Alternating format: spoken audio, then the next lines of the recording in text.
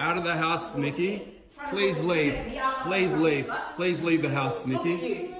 Please leave the house. Look at you. Please leave. Please leave the house. Please leave the house. This is violence. You've got the kids in your hands. Leave the house right now. This is exactly what he wanted. Leave the house right now. This is exactly what he wanted. Leave the house. And look, he's getting video evidence. Leave the house. He's been planning this. Leave the house. He has been planning Leave the house. From day one. Leave the house. Leave the house. The children don't deserve to see this. I think you need to take responsibility. Okay, yeah. All right. Leave the house. You guys will never see my kids again. That is You guys will never see my kids again. That will not happen. Leave the house. Look at you guys. Leave the house. Look at you guys. That's Leave the hilarious. house. Look. Leave the house. Leave the house, Nikki. Leave the This house. is exactly what you wanted, Jamie. Leave the This is house. exactly what you wanted. You're actually hilarious. Leave the house. Exactly what you wanted. And this is what I've been putting up with for years. Violence. All of this. And the kids have to see it. That's the sad thing. And never taking responsibility for any of her actions. Caught out trying to cheat on me, and then she acts like this. Instead of saying sorry, instead of trying to make it right. Jamie and Nikki have been trending for the past few days because of the video that Jamie decided to bring out and come talk about Nikki, and he had a whole lot of stuff to say about Nikki, which weren't good stuff. Okay, literally that video, it felt like Jamie was putting all the blames and everything that happened in the marriage, why the marriage did not work out, why the marriage, packed up. He was literally putting the whole blame on Nikki. Now, are we to cancel Nikki or cancel Jamie? In this video, you're going to get to find out all that and more. Hey guys, welcome back to the channel. My name is Princess. So all my attendees, you're welcome, and if you're new, thank you so much. Nikki finally replied Jamie, but I'm going to be reading the reply that Nikki gave to Jamie, or gave to us, to you guys in a bit. But before we even touch down on all that, there were lots of stuff that were questionable in the video that Jamie made. Number one thing I noticed was that according to him, he's doing Uber right now because that is what he can do, and so that he can be close to his children and whatnot. Now, I don't know if Jamie was someone who, had a skill, went to school or whatever, but I feel like there are things you can do other than Uber that can still fetch you money, because according to him, he was complaining about the car. Like, he literally had so much to complain about. He was complaining about the car, complaining about legal fees, complaining about, how Nikki had to give up Disney for her. When they got an all-expense paid trip, she wouldn't allow him go. She was being selfish, telling him that, that is every parent's dream to go to Disney with their child or their children, and you want to take that right away from me. And he had to give it to her so she could go with the girls, so the girls don't lose totally. And I felt like it was just bad-mouthing Nikki. It would have been nice if he had pointed some of his own flaws also, making us understand, I am not a perfect husband, I am not a perfect dad. According to him, he kept saying, I tried to make it work, she was bossy. There's a video that I saw where she was literally, fighting him. And I put that in the beginning of this video. So if she was literally fighting him and, going violent on him. And then there was audio where, the conversation of, about them dropping the kids at the police station. We don't know how all that came about, but I'm sure we're going to find out from what Nikki has to say. And this is what Nikki said, the Instagram post that she made about the whole situation. Said on Instagram, according to her, she says, "It is extremely disappointing that my ex-husband would publish private footage and conversation to try and slander my character. I never intended to speak on my previous marriage for the sake and security of our two little girls.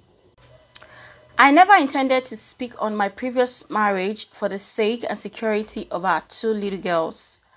This isn't something I ever wanted to expose them to. I have done my utmost to shield them as a mother. My priorities have been always to protect them. However, Jamie has forced me to share my side of the story. The truth and the context behind the video and audio recordings I ask you to please be patient as I intend to address all of his accusations. I want to say thank you for those that have been nothing but supportive, my friends and family who has messaged and checked on me. Thank you. That was the post that Nikki made on Instagram, that she was going to be coming out to address it. And that was why when I made my first video about this whole thing, I really didn't take side. I was planning to do a part 2 today and address, Jamie's part and everything Jamie said, some of the things that I did not agree with in the things that Jamie said. And good thing that Nikki is going to be making a video to address the reasons why she was violent towards him, because I'm sure as a woman there's probably something that he probably has done that triggered those reactions from her. Now let's note something, that most interracial marriages, when they pack up, it's a big mess. And I commended this too initially when we had they splitted and they didn't even come out to say anything. Okay, obviously we commended them. A lot of people were like proud of them for not coming out, but right now Jamie decided to come out because he's planning to make a big comeback on YouTube, and according to him his content is going to change, the style of content and the things he's creating. And he kept saying that, Nikki was trying to pull him down, trying to, not make him do well, not make him grow or whatever. And I don't think that is totally the case, okay? I think he has his own fair share. And as a matter of fact, he's way older than her, right? He got married to her when she was quite young. And I feel like Jamie is also sort of insecure because he kept saying Nikki was trying to, age shame him, make him feel like, oh, you're nothing, you're shit, you're this, you're that, oh, you're eating 40. He kept making it seem like she was trying to shame him. And I'm glad that she's going to be making her own side of the story for us all to understand what actually went wrong and why she was violent towards him and whatnot. And I can't wait to hear all that. I would advise that we hear both sides and then we can decide who actually believe, because a lot of people seem to believe Jamie right now.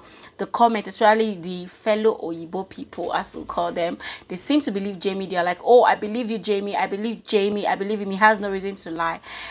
I mean, these people, sometimes they are great actors. Not saying that some of the things that went on or went wrong in the marriage could not have been so, but sometimes they are great actors and they'll come out a script to us. After all, their marriage was going through all those challenges.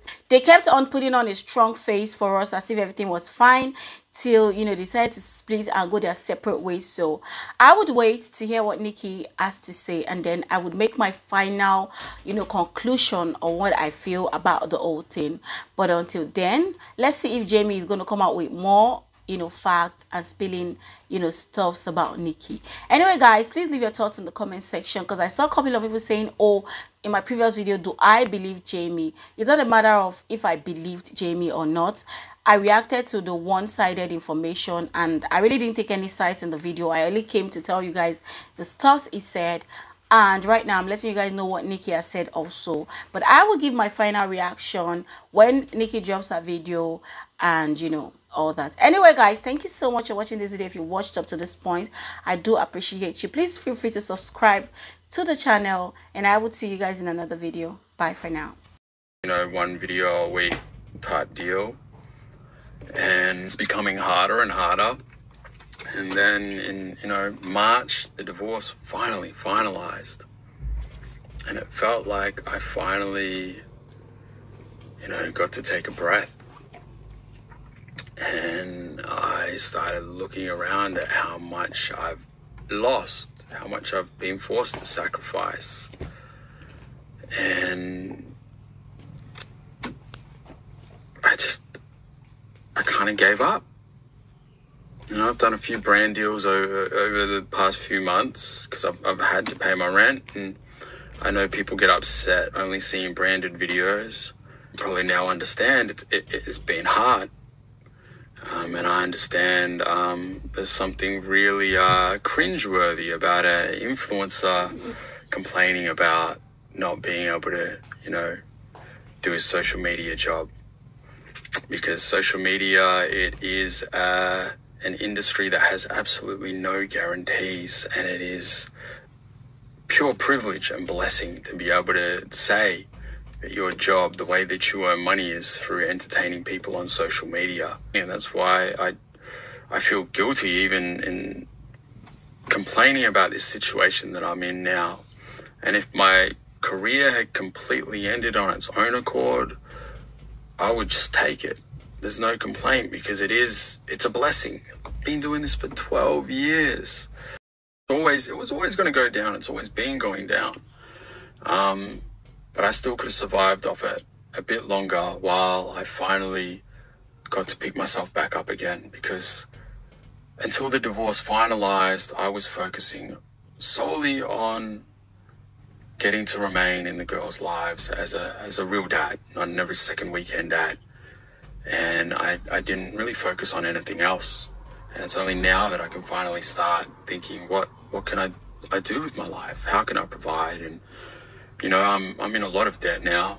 I'm in more debt than I have money or assets to cover. This month, I'm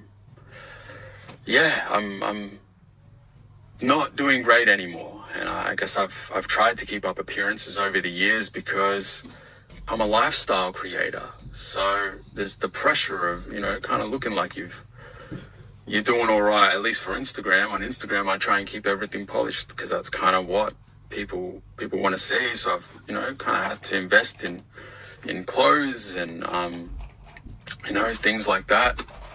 The Porsche, the only reason that I had the privilege and honor of having that for so long was, I think I can say this, it was part of an asset pool with the divorce. So it wasn't actually owned by me.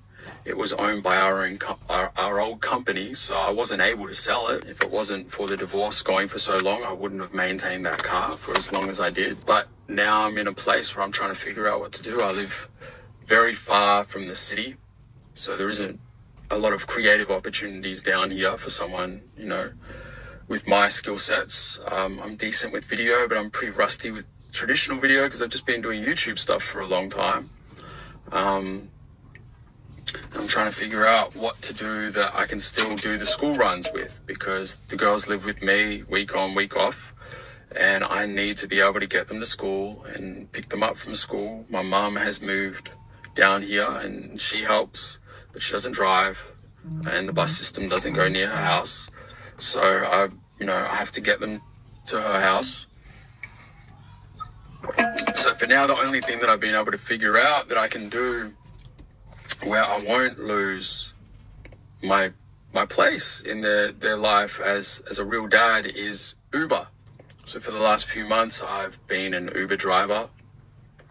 Some of you guys have, you know, you've gotten in my car and been like, wait, I know you, why are you my Uber driver?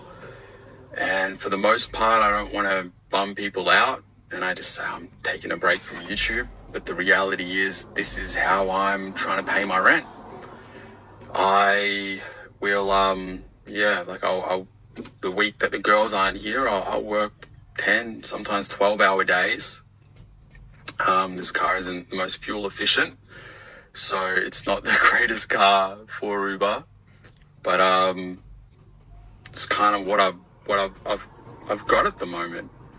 And yeah, I'll work through the week while they're gone, because when they come back, the original plan was to, you know, like do Uber while they're at school, and then do Uber, you know, like after school, after I drop them at my mum's house. And that's what I do a lot of the time. But because I live so far out, there's not a lot of trips down here, and I have to stay in this area. I can't drive to the city because, you know, within the time periods that I've got between school pickups and then between like, you know, getting them home to bed and bath and making sure they're all ready for bed.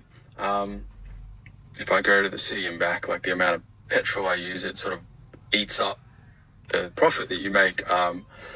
So I purposely stay in this area while I'm doing it. And, you know, like sometimes I'll go an hour and a half and then get a 10-minute trip, because people, you know, down here, they're just taking short trips. They're not really going far most of the time. There's the very occasional person going to the airport, which, you know, if it's on a day where I'm with the kids, I can't do those trips.